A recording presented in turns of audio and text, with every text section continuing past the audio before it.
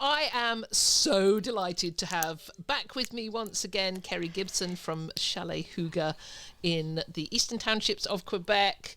We had such great conversations in Nashville at the Vacation Rental Women's Summit, and I'm so excited to have you back with me again, Kerri. Thank you, Heather, for having me back. Actually, I can check off of one of my 2024 goals already, which was be invited to be back on your podcast. So when I got your email, I was like, oh, this was too easy.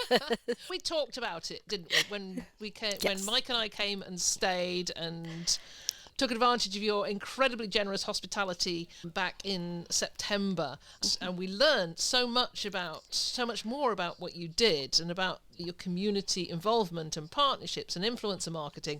And I said you've got to come back and talk about this. So this was a perfect opportunity as we start up into the new year, I think. And people are thinking, what can I do that's different? I did a newsletter last week and talked about we do the same old things. And I know this from our property management company. So year after year, we'd say we'll do something different next year, and we never did.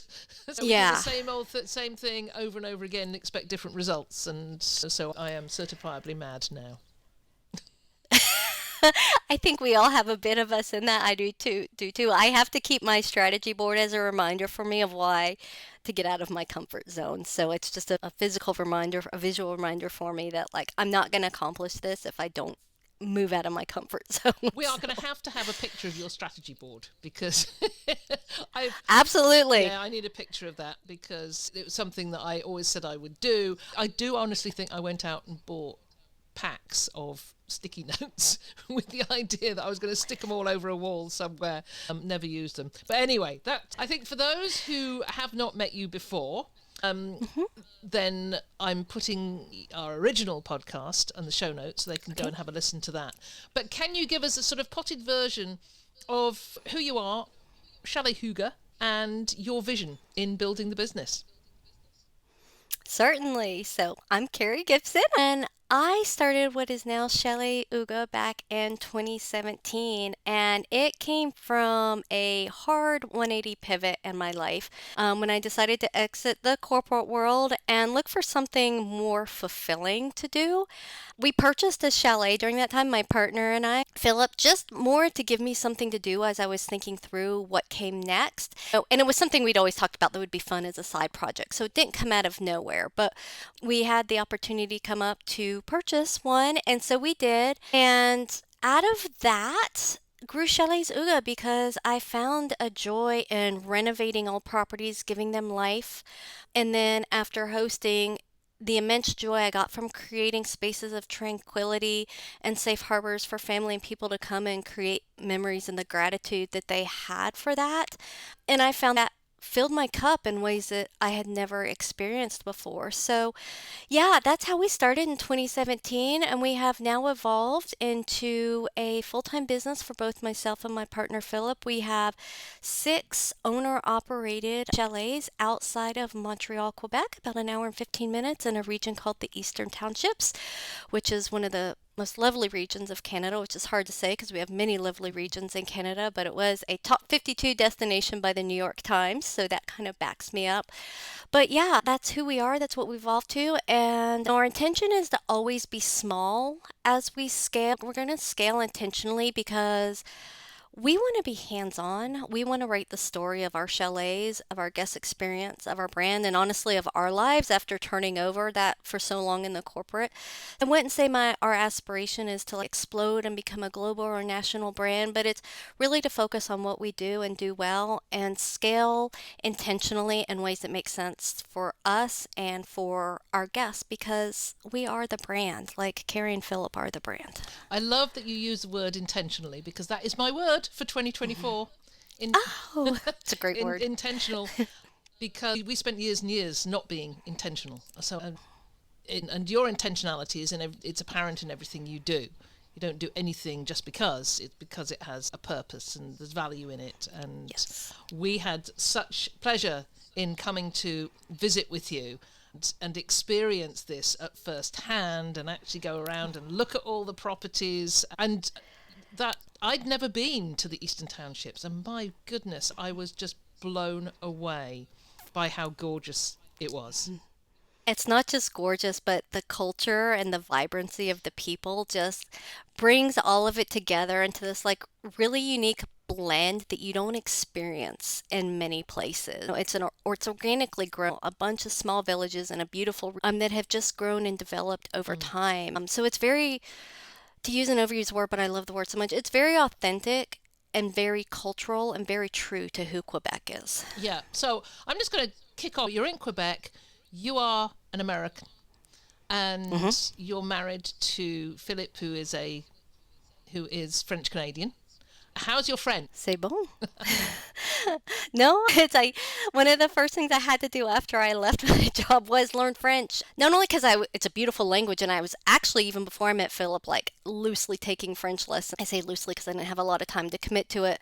But once I moved here and I was apparent I was going to be here full time, I felt it was not only of interest, but my cultural and social responsibility to learn French because it is the first language here.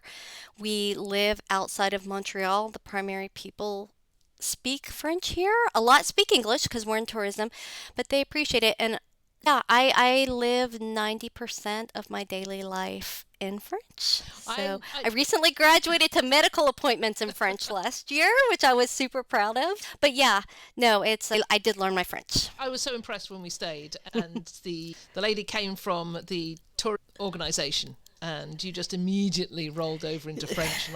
And in England, we all had to do French because we were that close to Europe, so and France, and I've only have a smattering of it left. So yes, it was quite impressive. So of course you need French to create and maintain the partnerships that you have with local providers. Tell me how. I mean, I was so impressed. Well, I'm impressed with everything you do, Kerri. So I'm going to keep saying that. I'm so impressed. But while we were there, we went to visit the lavender farm, and you have a partnership with them. We went to one of the places, little restaurants. We went to have lunch, and you work with them to provide ready meals that go into your fridge for your guests when they arrive. They can order that off your website. So there is these unique connections that you have with local providers.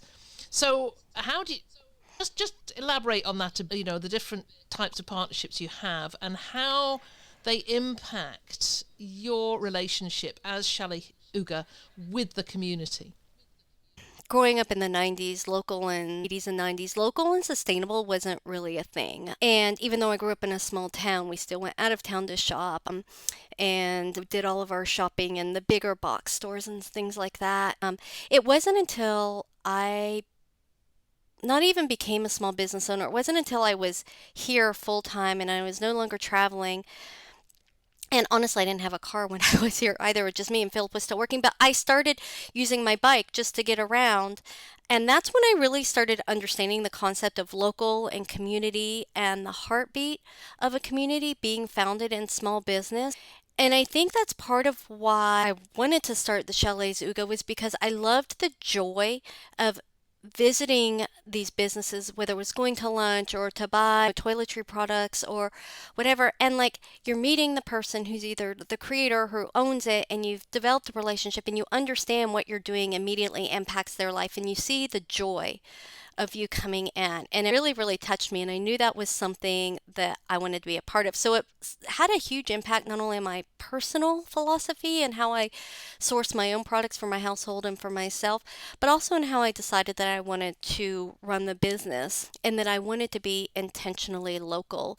And I would say a lot started there from when I was just becoming part of the community and I was learning my French, and people loved that I was learning French. And so they were so charmed by that. So that kind of opened up doors for me to have more conversations. But what I realized as when I think about my own travel and ours is our chalets, the business I was developing is where they start their day and where they finish their day. But a lot of the experience happens what's in between.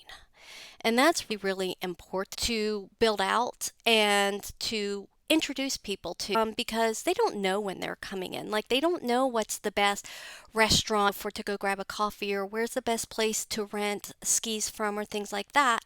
And not only having that knowledge, but also being able to say, oh, go see Jason at, he's going to take care of you, tell him you're staying with us, really elevates not only the guest experience, but it elevates the experience of the whole entire community and welcoming tourism. Because welcoming tourism into a community is really a community effort. They need to feel welcome. They need to feel like we want them there when they're there, as opposed to like, you can have some negativity, when people think, oh, they're tourists, they don't respect the rules, blah, blah, blah. Being part of like just being the bread on the end of each day and everything they sandwich in between, I wanted to have a hand in helping them create that magical experience. Because when they walk away and leave, I want them to remember the magical experience that happened while they were staying with us. And the way I can do that is to foster those relationships that help not only them have a magical experience, but also help the experience of our community with welcoming them in and helping them be prosperous as well. I think that is so great. And it just reminded me of, because we live in quite an impersonal world. A very impersonal world now. We shop in these big box stores and the Walmarts, and there is really no connection with the local community, because you could be absolutely anywhere. I just bought an e-bike. And I hope you have I could bring my e-bike to your place now and go up and down those hills. Yes. But so I just bought this e-bike, and one of my neighbours here in the campground came past the other day, and he just handed me a card, and he said, if you have a problem with your bike, he said, you need to go to this guy at this little bike store up in Orange Beach, and he's very happy to take care of e-bikes that aren't bought from his store, because there are some that won't service any bikes that they don't sell. And that was just so lovely. And now I feel I've got somebody local to go to. And somebody asked me today when I was out on my walk, did I know anybody who would repair a laptop? And I said, yes, last year I had this great experience with this tiny little laptop repair shop in Gulf Shores, and so gave the card, and that feels so much better than going to the geek in Best Buy. Does, and it feels like just the fact that you're able to help someone feels good too, and then it multiplies when you're able to help someone else that you have a relationship with, for sure. I think one of the things for finding partnerships is important. You need to establish a relationship or credibility with them in the beginning, because you're asking people to tie their brand to your brand, right? I think it's important first to build some level of relationship with them. Like I said, going in, talking to them, introducing yourself, maybe even talking about your business, being a customer, engaging with them on their online, all the different ways you can engage, commenting, sharing their posts, anything that you can do. Is just, I would never advocate for just walking in and say, hey, we're two small businesses here, let's join together. But something that comes organically, and they know you as a person and they like you as a person, because it's a big leap of faith when someone says, yes, I want to attach my business brand to yours, because Chalets Hygge is my baby. And if I recommend something to someone, I want to be assured that they're going to get the same level of welcome that they would get from me. I don't want them to come say, oh, you recommended me to go there, and that was awful. We were uncomfortable the whole time. The food wasn't good. The waitress was cold. So developing those relationships, I think, is like super, super important before you start asking for partnerships. Like, just kind of grow organically as you get to know each other. And I think that getting to know them is just so important. Got me thinking about the people who buy properties remotely and who barely know the area, and their recommendations are come from perhaps their internet searches rather than that deep knowledge that you have of the local area. It is so important. If you don't live somewhere, then you have to know somebody who does, and learn about the community and who's in it and who does the good stuff. Exactly, 100%. And that's why I say we'll always grow sustainably and intentionally, because that's the level of involvement we want to have with our community and with our guests. I forgot what I was going to say, something based off of what you said, but I lost my train of thought. You've talked several times about growing sustainably and taking a sustainable approach, and that just gets me thinking about Vanessa de Souza-Lage and Sustonica and what she's doing with that, because when people think about sustainability, they often think, okay, we're going to have the right sort of light bulbs and we're going to do the recycling, but forget the community aspect of sustainability. And that's part of the Sustonica criteria, is that you can achieve the Sustonica certificate part way, because if you recommend local providers on your website. It's something as simple as that. You can start your sustainability journey by creating the community connections. And I love that. It's really thinking outside of what everybody conventionally thinks sustainability is about. Getting the Sustonica approval is also on my list for 2024. It's something I have wanted to do for a while, and that remind me of what I was going to say.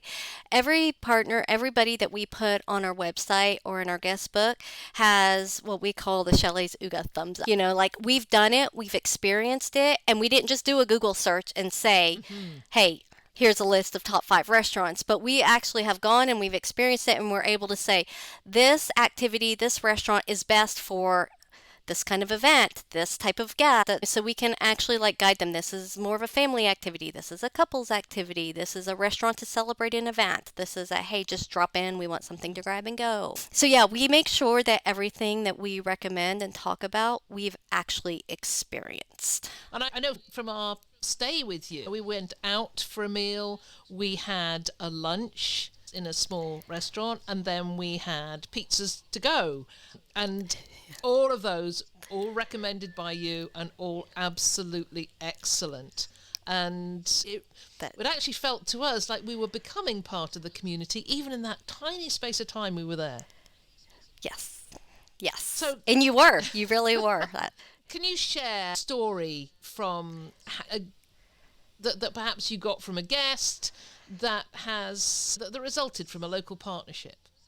I would say with almost every guest, there's a success story there, because everybody's looking for some type of recommendation, whether it's a grocery store, whether it's food, whether it's where's the best hiking trail for kids, for dogs. It's rare that we don't get some kind of a question. So almost with because it's not just like food and boutiques we partner with. We also partner with places for people to go do hiking and things like that as well, or actual activities. I think with almost every single guest, we have that level of success, of happiness that comes from it.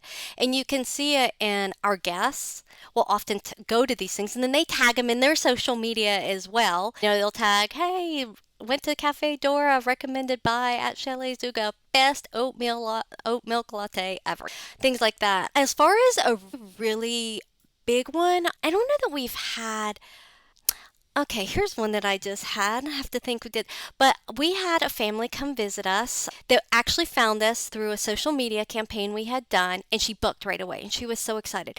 But they had never been to the Eastern Townships at all. And they live in a region that's about 6 hours away in northern Quebec. And so she was just full of questions. I would constantly get texts from her and whatnot. Hey, she was very specific. They're coming with their dog, their 7-year-old. Her husband, they have never been here. It was a surprise for their anniversary trip they were bringing. So I was actually, over time, able to help her build out this full itinerary that included stuff for her partner and their kid. And at the end, then when we even went up and had a glass of wine with them. We do that often, we get invited. But at the end, the cutest thing, their 7-year-old was just telling us all about his visit to the zoo. He had never seen any of these animals in real life. And they didn't think they were going to be able to go to the zoo because they had their dog with them, and so I was able to work with and help her find a dog sitter while they were going to the zoo, so her son could still experience it. That was probably one of the biggest joys I had, was hearing that 7-year-old just recount all of these animals that he had gotten to see. That just working through our different partnerships and contacts, we were able to solve the challenges that they had, instead of saying, that's tough, you got a dog, I don't know what to do. We were able to actually work through our contacts and find a solution for her. That's wonderful. That is wonderful. Yes, and hearing from guests, not just in a review, but actually the face-to-face experience. I mean, you are there, you're almost on site, you can visit with your guests, which is I think, just a wonderful thing to be able to do. I want to move on talking about the collaboration you have with your local tourism department, because while we were there, you had the visit from, and now what was her name? I'd forgotten her name. Shani. We had Shani and Camille. Yes, they came, we met them. I actually did a little bit of an interview with Shani, and that will be when Mike does this video, this case study, which he's working on. It's going to be very special, so that's why it's taking some time. I got to interview her as well and ask her about the collaboration with you, which was really cool. But how does this collaboration work for you? Because I think a lot of people don't do this. They forget that local tourism departments are out there promoting the local area, and part of bringing people into a location is the accommodation. If you're providing something special, then it's really important to reach out to that tourism department and see how you can work together. So tell us about how you work with Shani and her team. Certainly. Some of the tourism, we're a member of 3 tourism boards, but the one we work most closely with is Tourism Eastern Townships. So we also have a city one, the regional one, to Eastern Townships, and then the provincial one. But we work most closely with Eastern Townships just because that's how it's kind of where the relationships have formed. But so some of them are paid and some of them are free. So always checking into that. But I know people hesitate to pay, but always remember, exactly like you said, they're using their funds to continue to promote the tour, to bring people in, right? So the more successful they are, the more successful the whole entire tourism ecosystem is. But it's not just being a member, it's showing up, like not just being on their roster, but we show up at every online in-person meeting, either myself or Philip. So in person, but we also show up online. We engage with their posts. We repost their posts. More importantly, we tag them in our posts because they're continually looking for content, like in our relevant posts. And then they reshare those as well. I would say the most valuable is showing up in person as much as you can, because that's where the relationships are formed, and it no longer becomes exactly what you said earlier, impersonal, but it's now personal. And they have a face to relate to the brand. And when they feel that attachment to you and they're out there, they're trying to decide what pieces, what members to pull into a marketing campaign, or to offer to be a part of something, or to offer an extra space on their flyers board, you're always top of mind. Not only have we gotten, like, I've gotten great friendships out of you met Shani and Camille, they're wonderful people, so just meeting them I've gotten to know. But now when they have an opportunity come up, I'm not the top of their list to call and see. Just some examples from this year. They called, hey, can you host Paul Ferguson from the Toronto Sun, which is like the second biggest newspaper in Canada. He's coming in a month. It's a little bit last minute, normally something that a big press tour is planned out months in advance, but it's next month, kind of last minute. Do you happen to have anything available? And immediately, no, it's in August, September, which is high, and most people would be, that's high season, ranks there. Sometimes they have dollars to give you, money out of their budget. Sometimes they don't. But the long game that I'm playing is, what does that bring me from a marketing perspective? And did end up hosting them for 6 nights because, number one, it helped them because they were going to have to turn down the tour if I didn't. Number two, when I look at it, it gives me all kinds of exposure. So he came, he stayed. We actually met him and his whole family, very nice. So now he knows us by name. But he went back and he wrote an article about everything to do in the townships with your base camp for staying in the Eastern Townships needs to be Chalets Hygge with Kerri and Philip. He named us in there because we had met him.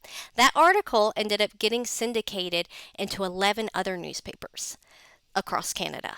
So that is marketing dollars and reach we would have never had as a hyper local small brand, that we were able to get our name out there, get awareness, and that was just by collaborating with the tourism boards that they thought of us for these different opportunities. But we've also hosted influencers. We've hosted tourism people from, like, Québec and France have a strong exchange. They'll bring in each other's. And so then the ambassadors from France, when they go back, they're going back having stayed in our places. The plethora of opportunities that come up is just enormous. And like I said, sometimes they have budget, sometimes they don't, but it all comes into playing.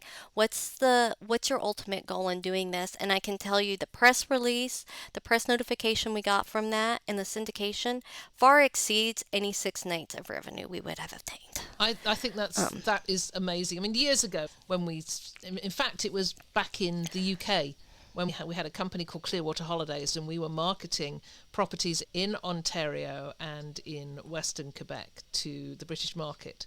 And we actually worked with a PR company at the time, and we hosted a couple of journalists, and the payback was just enormous. Yes.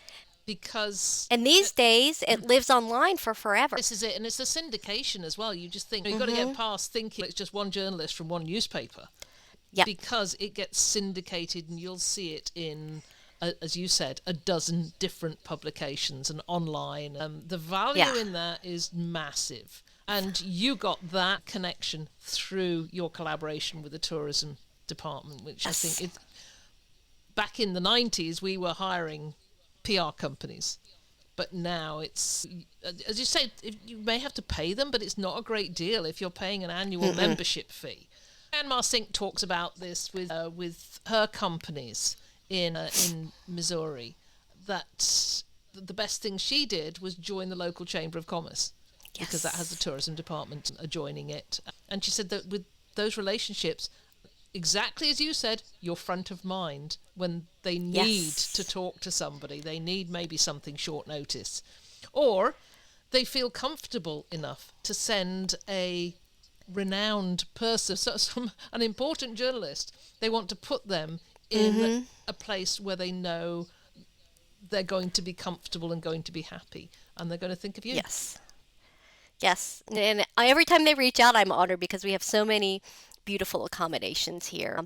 But they tell me, Kerri, it's not just about the beautiful accommodation, it's the whole entire experience we know that they're going to have when they come stay with you. Tell us about influencers, because I hear a lot from people say, I'm forever getting the emails from somebody saying, can I come and stay at your place for free? And I'm going to mention you in every Instagram post I do for the next 10 years. Yeah. So this is one that's like really controversial. There are so many people that are against influencer marketing, and I understand why. I think that my relationship, my perspective on influencer marketing has changed since 2020. At first, I always turned down everything or just didn't respond because yes, you can so you put a halfway decent looking something on Instagram, and all of a sudden everybody's looking for a free stay. And so 2018, I think, is when I started like my socials and but it wasn't until 2020 that I finally collaborated with an influencer. And the business of influencers has changed.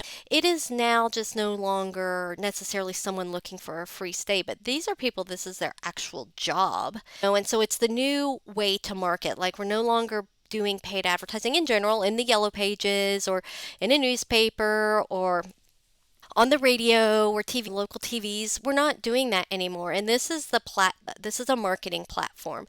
So once you shift your thinking towards that, it'll also shift what kind of influencers you want to collaborate with. So I finally went in on my first influencer in December of 2020 because they pursued me for a while.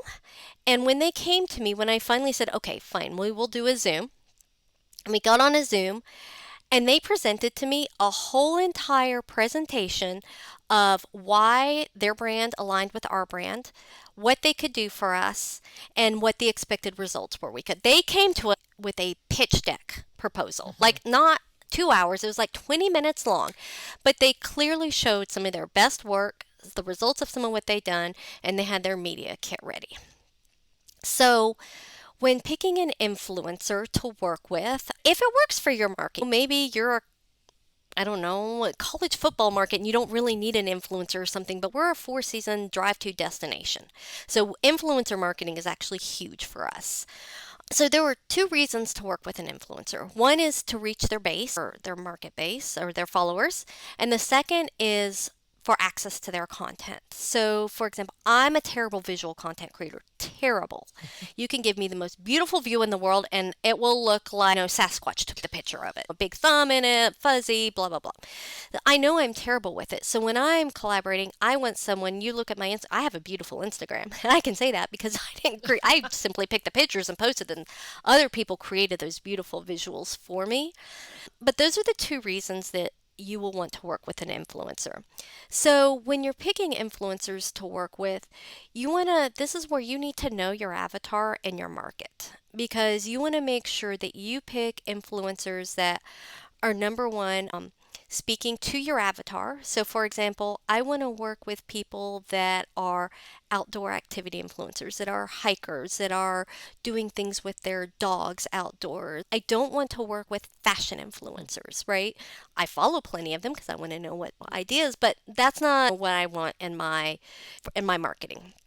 You can also be open to adjacencies. One of the best collaborations I ever did was with a local food blogger called Blog de Buff. She approached me and I said, she had her media kit and everything, and I said, I don't know how this fits in, but after doing some thinking and brainstorming, we actually came up with a collaboration where she created custom menus based on the chalet using local food producers. So the collaboration was she documented her visiting all of these different businesses on stories. Then she brought them to the chalet, documented making them in the chalet, and then the final product, and then the menus were made for release on our website. So while it wasn't one that I necessarily had fitting into my avatar, it was one that was an adjacency, and actually that one got us a lot of media attention as well because all the tourism boards started seeing us doing this, and so it was one of our more successful collaborations. But you need to make sure that you know your persona, who you do and you don't want to work with, but at the same time be open. The next thing is that they should have a media kit ready for you. So they should be able to share with you very easily the demographics, all the way from location to age to gender, so you can help to tell if that fits in. Like for me, I don't care if you have 50,000 followers if they're all in Southeast Asia. The chances of those people coming here are slim to none. So I need to know the location.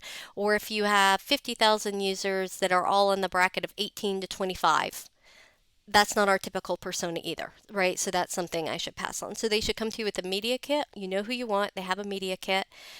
And then they have a contract, just so you're very clear on what it is that they're going. It can be a very simple contract, but one of the things I learned in working with influencers, one of my big lessons is you don't own the content they create for you. They do. They are simply licensing you to use it. And that's creative trademarks or copyrights. I knew nothing about that. So if you're not super clear on where you're allowed to use this content you're getting from them, it can bite you, especially on someone who this is their business and they really know. So you need to make sure it's specified. You can use it on social, you can use it on your website, and if you do any ads, it can be used in ads, because often with ads, there's additional royalties that you have to pay. That's interesting. I wouldn't have thought about that. Isn't that interesting? So anything... Me either. So what else would you put in a contract? So somebody's coming, so you're giving them accommodation for free for a certain period of time. Do you put a limitation on how many people they can bring with them? Yes. All of that, exactly. So in a contract doesn't need to be, with ChatGPT now they can easily write this for you.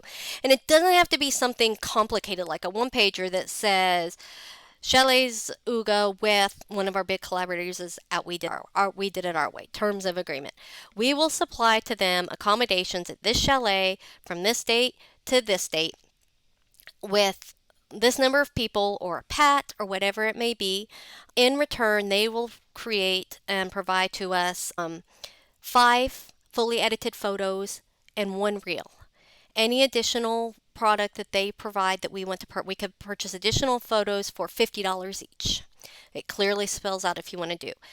Chalets Hygge will have the right to use these photos on print in their social, on their website, and in their any videos that they may create, like when we do reels or things that we post on there. But if they use it for advertising, the following applies. There is for print advertising, a $250 $250 fee.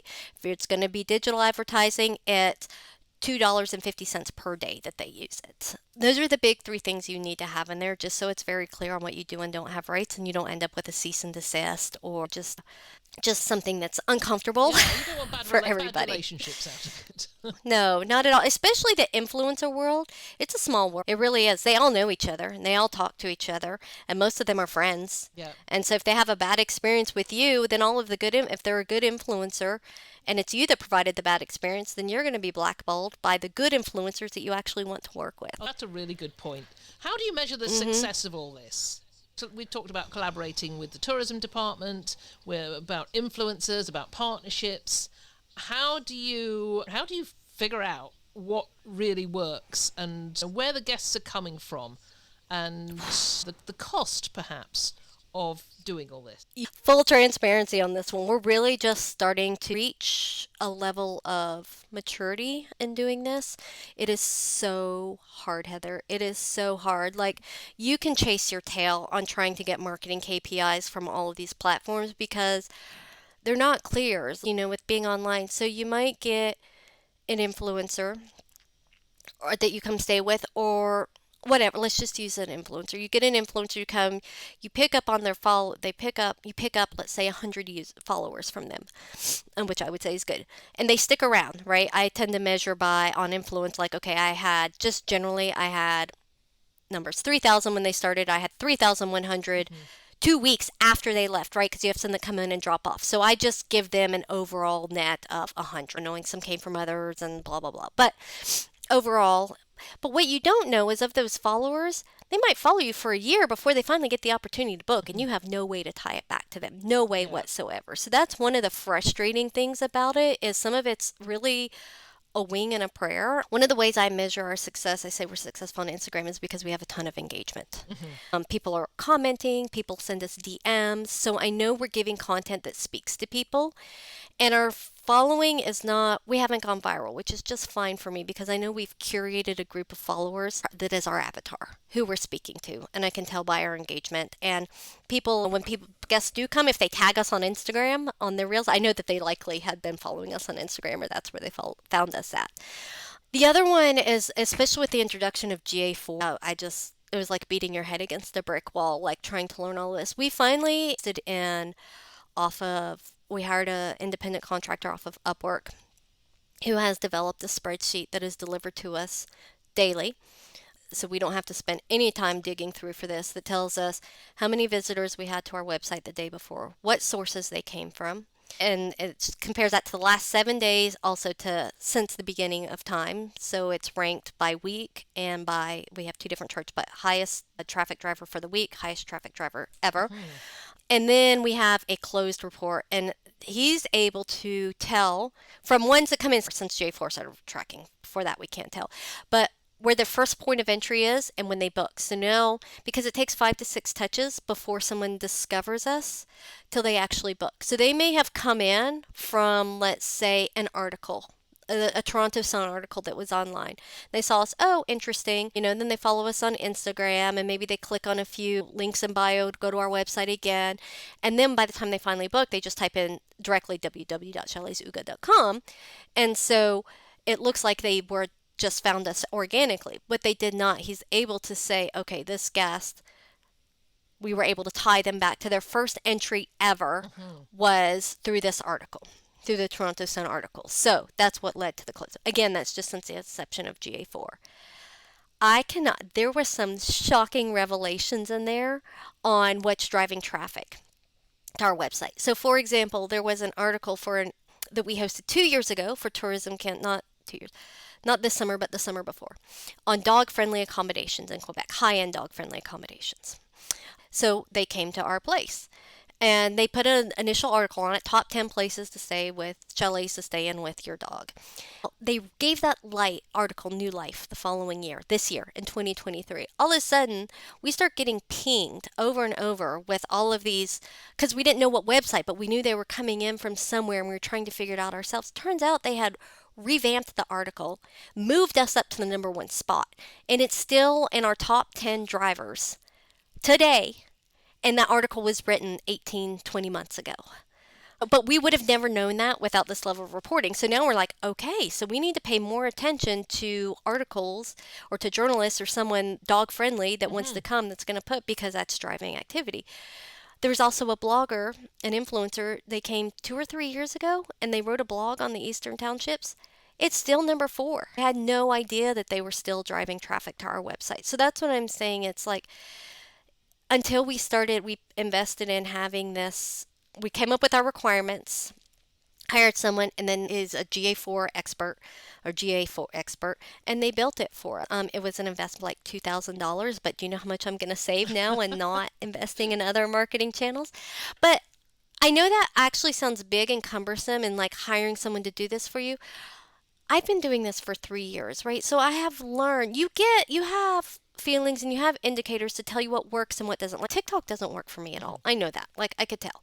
Instagram works for me. YouTube works for me, or starting to. I could tell that Google Ads was working for me because Google was a huge driver to our website. I couldn't tell you the exact numbers, but our direct bookings were going up, our touches from Google were going up, but I couldn't make the exact correlations between them. So all this was a build-up for 3 years for us to understand, and then we finally had enough data to start putting it all together. So I would encourage people to just start, because I think the secret to our direct booking success is our multifaceted marketing platform, and learning which tactics did and don't work for us, and then doubling down on those, putting all our effort in there, right? So we're clear on who our avatar is. We're clear on what our brand communication pillars are. We're clear now on which platforms that we want to have. And we're also opening to investigating others, like thinking outside of the box. You only learn those things by getting out and starting and doing it and finding out what resonates and what doesn't. That's the only way. And this is bringing you great success. You're not stopping here. I mean, right at the very beginning, you talked about vision and where this is going, but you're not planning on getting huge. But what are you excited about going forward, Kerri? Oh, good. There's so much I'm excited about. Number one is the market's been really tough the past couple of years here since COVID, like really tough, what a lot of people are facing. And here prices aren't going down. Like they just it continues to be an area that people want to, like I said, people are moving from the cities to here. This is an area where we're getting a lot of people moving out of Montreal, Quebec City, even Toronto, and moving into this region. So real estate prices aren't going to go down here. Regulation definitely isn't going to be letting up anytime soon. So knowing that pricing is an effort for us, and that regulation is going to continue to be a challenge. And I am not a regulatory risk taker at all. Like I'm a CPA by trade. My whole career was built on understanding and following regulation. I do not break laws at all or push the button. It's black or it's white. I like to operate in black and white. But I think that we finally are recognizing that our traditional model of buying a chalet, flipping it into and renovating it and flipping it, those days are going to be more difficult. So we do have to pivot. And we're exploring a few options now, whether that's buying, something like a hotel, like a boutique hotel, or if it's buying a piece of land and building a unique experience. We're not done investing. We know that. So while we finish out the business cases on what comes next, solidifying our technology platform, and like I said, I'm really getting my arms right now around next level SEO, paid ads in GA4, because as we do expand, I need to be able to slide whatever that is into our tech stack. I don't want to reinvent the wheel every single time. I want to be like, okay, now we've just got this additional asset that we need to talk about, right? I know there may need to be some tweaks, but the tech stack is huge for us going forward. I'm also a techie too, so I love technology. So working on really solidifying that, but then we're got our Excel spreadsheets out and we're running all the numbers on purchases and renovations, and there's a lot of change going on in the tourism market. A lot of mom and pops that have been through COVID want out now. I was reading that in Canada, something like 60% of the mom and pop tourism businesses will be up for sale in the next 2 years. That's amazing. Right? So, that's a lot, isn't it? Yeah.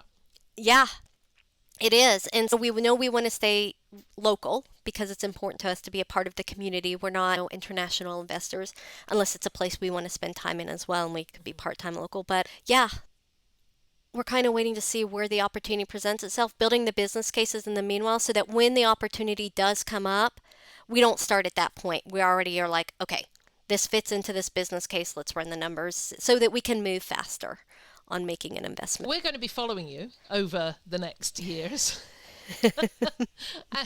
and can't wait for our next visit to the Eastern Townships and to Chalets Hygge. Please come. Let you know the whole family's coming and the dog and perfect. We're going to try out the hikes next time. And I've got a great dog-friendly itinerary for you. Kerri, it's been absolutely fantastic talking to you again. We could go on, which means we'll probably have to come back and do this all over again in 6 or 8 months' time. So by that time, we will have the case study done, and maybe that's when we do. When we've got the video and everything has been knitted together to create this wonderful case study that we did on Chalets Hygge, and we present that to the world, and then you come along and talk about it. I would be delighted to. Thank you, Heather. It's really an honor for me to spend time with you, so thank you for inviting me on again. And for coming to visit. I need you to come back. Yes, just try stopping us. Thank you. I'm not going to. Thank you so much.